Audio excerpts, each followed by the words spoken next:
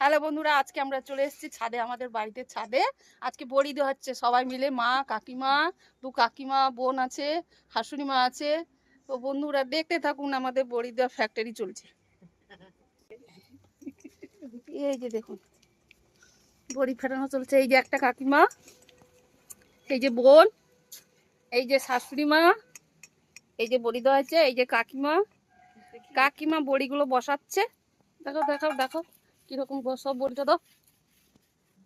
কতগুলো বড়ি দেওয়া হয়েছে এইখানটায়। বন্ধুরা বুঝতেই পারছো, শীতকাল মানে একটা বড়ির সিজন চলে আসে। বড়িটা খেতেও ভালো লাগে, শীতকালেই বড়িটা বেশি দেওয়া হয়। যারা ব্যবসা করে তারা সারা বছরই বড়ি দেয়। এই যে কাকিমা বড়ি দেওয়া শুরু করবে, বড়ি কাটছে, এই যে দেখতেই পাচ্ছ।